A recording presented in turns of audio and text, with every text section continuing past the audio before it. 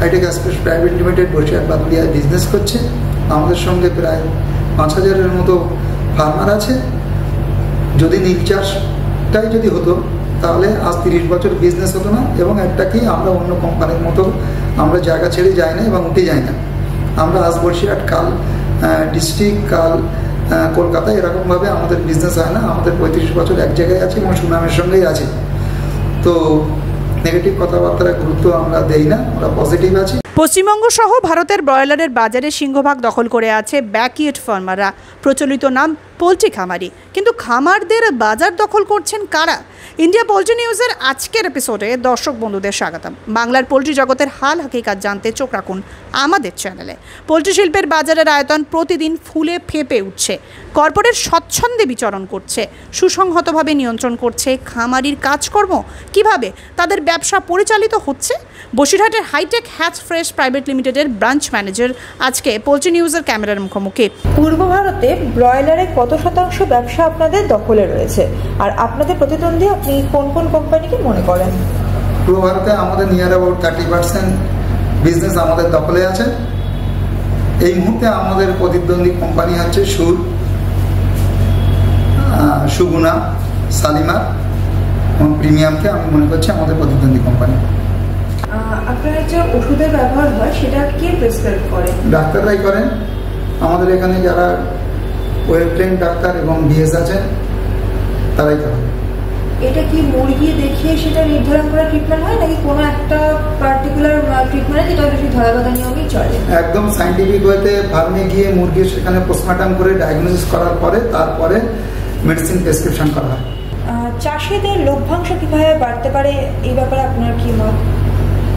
বর্তমানে উত্তর 24 পরগনায় যে কনজেস্টেড বেল এবং এত পোলট্রি ডেন্সিটি বেশি, সেখানে যদি চাষিরা দ্রুত আধুনিক পোলট্রি চাষের সঙ্গে মানিয়ে নিতে পারে এবং তারা যদি ম্যানেজমেন্টে আপডেটেড হতে পারে, তাহলে নিঃসন্দেহে তারা মুরগি চাষ করে পয়সা বেশি পাবে এবং স্বনির্ভর হবে।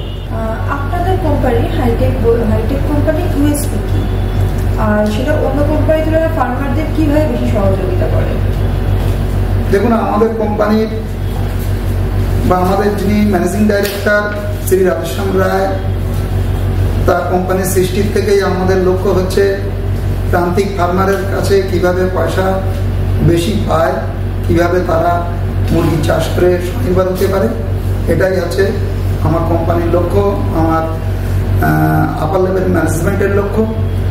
এবং আমরা সেই মতো আমাদের টেকনিক্যাল টিমও আছে। ডাক্তার সুমন্ত দাসের নেতৃত্বে যে টেকনিক্যাল টিম বসিরহাটে কাজ করে বা হাইটেক কোম্পানিতে কাজ করে, আমরা মনে করি বা আমি মনে করি যে আমরা যথেষ্ট সাউন্ড টেকনিক্যালি পোলট্রিতে, এবং সেইভাবে যদি আমরা ফার্মারকে ট্রেন করতে পারি বা আমার ম্যানেজমেন্ট ইমপ্লিমেন্ট করতে পারি, তাহলে আমাদের ফার্মাররা অনেক বেশি পয়সা পাবে এবং আমার কোম্পানিও আস্তে আস্তে শ্রীবৃদ্ধি হবে।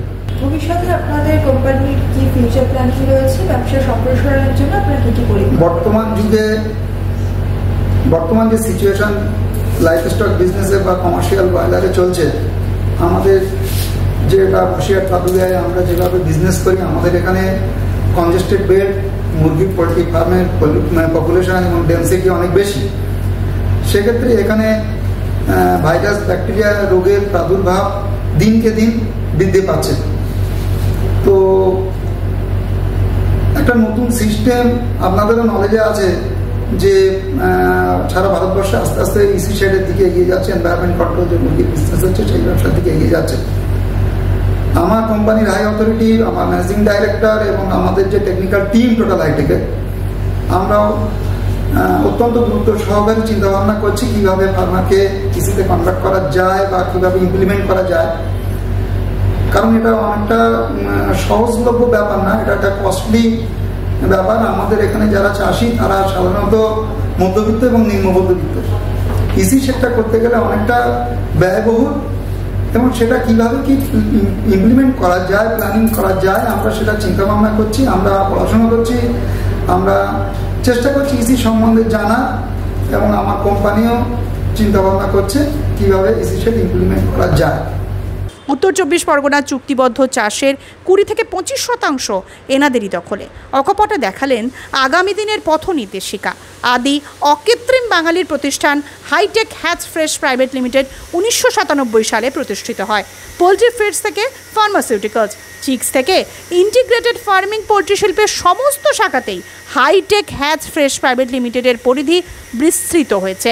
27 বছর পাড়ি দেওয়া হাইটেকের বঙ্গভূমে 50টির বেশি ব্রাঞ্চ রয়েছে, কর্মীর সংখ্যা 700-রও বেশি। ওয়েস্ট বেঙ্গলে রাজ্যে আপনাদের মোট কটি ব্রাঞ্চ আছে? নিয়ার অ্যাবাউট 50টার মতো আমাদের আছে, ব্রাঞ্চ আছে। আমি অ্যাকচুয়ালি ঠিক বলতে পারবো না সংখ্যাটা। আচ্ছা, পশ্চিমবঙ্গের কোন জেলায় আপনাদের উপস্থিতি সবচেয়ে বেশি? উত্তর 24 পরগনায় আমাদের চিক্স প্লেসমেন্ট সব থেকে বেশি, কিন্তু ডিস্ট্রিক্টে আমাদের কোম্পানি যেরকম বর্ধমান, বীরভূম, বাঁকুড়া, পুরুলিয়া, দিনকে দিন যেভাবে আমাদের ইন্টিগ্রেশন বিজনেস যেভাবে ইমপ্লিমেন্ট হয়েছে বা সম্প্রসারণ হয়েছে, তাতে প্রায় এখন same neck and net fight হচ্ছে যে উত্তর 24 পরগনা এবং ডিস্ট্রিক্টের সঙ্গে চিক্স প্লেসমেন্ট। যে সুপারভাইজাররা ফার্মে ভিজিট করেন তাদের আপনারা কতটা প্রশিক্ষিত করেছেন? সুপারভাইজারদের আমাদের এখানে সুপারভাইজারদের মান্থলি মিটিং হয় এবং আমরা আপ্রাণ চেষ্টা করি আমাদের টেকনিক্যাল টিম যে ডাক্তারবাবুরা আছেন হাইটেকে, আমাদের মাননীয় এমডি শ্রী রাধেশ্যাম রায়ের নির্দেশই হচ্ছে প্রতি মাসে একটা করে সুপারভাইজারদের সঙ্গে মিটিংয়ের আয়োজন করা, এবং সেটা আমরা অক্ষরে অক্ষরে পালন করি। এবং সেখানে আমরা উন্নত মুরগি চাষের জন্যে যত রকম টেকনিক্যালি আমরা জানি, ডিজিজ ম্যানেজমেন্ট বা নিত্য নতুন মুরগির যেসব সমস্যা এবং তার সমস্যা সলভ করার সিস্টেম আমরা সেই সুপারভাইজারদের সঙ্গে শেয়ার করি। এতে কি হয়, আমি মনে করি আমাদের হাইটেকের সুপারভাইজার অনেকটাই টেকনিক্যালি সাউন্ড, এবং তার জন্যই আমাদের কোম্পানি আস্তে আস্তে শ্রীবৃদ্ধি হচ্ছে। ফার্মারদের জিসি কিভাবে নির্ধারণ করা হয়? ফার্মারদের জিসি নির্ধারণ করা হয় আমাদের 84 টাকায় 8 টাকা আমাদের ওপেন শেড, ইসি শেডে 84 টাকায় 9 টাকা। এবার হচ্ছে feed cost, chicks cost, medicine cost এবং অ্যাডমিনিস্ট্রেশন কস্ট, এটা ক্যালকুলেশন করে আমাদের সেইভাবে চুক্তিপত্র আছে, এভাবে ক্যালকুলেশন করেই আমাদের জিসি নির্ধারণ করা হয়। ওপেন ফার্ম থেকে রূপান্তরিত এনভায়রনমেন্টাল কন্ট্রোল পোল্ট্রি ফার্মকে আপনারা কতটা প্রাধান্য দিচ্ছেন? আমার কোম্পানির হাই অথরিটি ওপেন ফার্ম থেকে ইসি শেডে রূপান্তর করার জন্যে অত্যন্ত গুরুত্ব সহকারে চিন্তা ভাবনা করছে, এবং আমরা ডাক্তার সুমন্ত দাসের নেতৃত্বে আমাদের যে হাইটেকের যে টেকনিক্যাল টিম, সেই টিম ইসি শেড সম্বন্ধে আমরা গুরুত্ব সহকারে পড়াশুনো করছি, জানার চেষ্টা করছি। বিষয়টা হচ্ছে আমাদের উত্তর 24 পরগনায় যাদের হাতে ফার্মটা আছে, ইনফ্রাস্ট্রাকচারটা আছে, সেটা মধ্যবিত্ত বা নিম্ন মধ্যবিত্ত। ইসি শেডটা কনভার্ট করা বা নতুনভাবে ইসি শেড করা একটা ব্যয়বহুল বিষয়, এবং সেটা নিয়ে আমরা ভাবছি কিভাবে ইমপ্লিমেন্ট করা যায়, কতটা ফার্মারকে সহযোগিতা করা যায়, কোন কোন ফার্মারকে চয়েস করা যায়।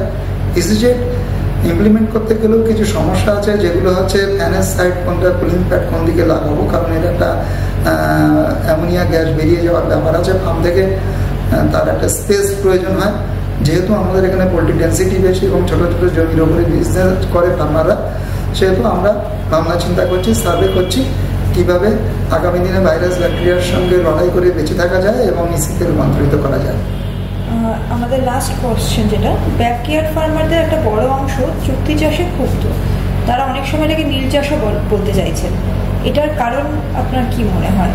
বিতর্কিত কথাবার্তা বলা এবং নেগেটিভ কথাবার্তা বলা, এটা হচ্ছে আমাদের একটা শ্রেণীর একটা কালচারে পরিণত হয়েছে। যারা পোলট্রি চাষের ম্যানেজমেন্টে গুরুত্ব না দিয়ে, যারা শুধু শুধু পয়সা ইনকাম করতে চেয়েছে, বা যারা পোলট্রি চাষ সম্বন্ধে আপগ্রেডেড না হয়ে লাইফ স্টক বিজনেসের আধুনিকীকরণ না করে, আধুনিক চিন্তাভাবনা না করে, খারাপ খারাপ চিন্তাভাবনা করে যারা মুরগির চাষ করে, তাদের মুখ দিয়ে এইসব কথাবার্তা আসে। আমরা এখানে 30 থেকে 35 বছর hitech express private limited Basirhat বাদুড়িয়ায় বিজনেস করছে। আমাদের সঙ্গে প্রায় 5000-এর মতো ফার্মার আছে।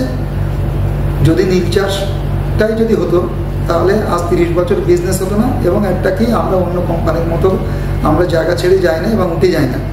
আমরা আজ বসিরহাট, কাল ডিস্ট্রিক্ট, কাল কলকাতায় এরকমভাবে আমাদের বিজনেস হয় না। আমাদের 35 বছর এক জায়গায় আছে এবং সুনামের সঙ্গেই আছে। তো নেগেটিভ কথাবার্তার গুরুত্ব আমরা দেই না, আমরা পজিটিভ আছি। কীভাবে ফার্মার পয়সা পায় এবং কীভাবে আমার কোম্পানির উন্নতি হয়, ফার্মারের উন্নতি হয়, সেই নিয়েই আমাদের চিন্তাভাবনা এবং প্রাধান্য আমরা বেশি দিই। Thank you sir. ধন্যবাদ। পোল্ট্রি শিল্পের এই ধরনের আরও আকর্ষণীয় ভিডিও দেখার জন্য আমাদের চ্যানেলটি সাবস্ক্রাইব করুন এবং ফেসবুক পেজটি ফলো করুন। ধন্যবাদ।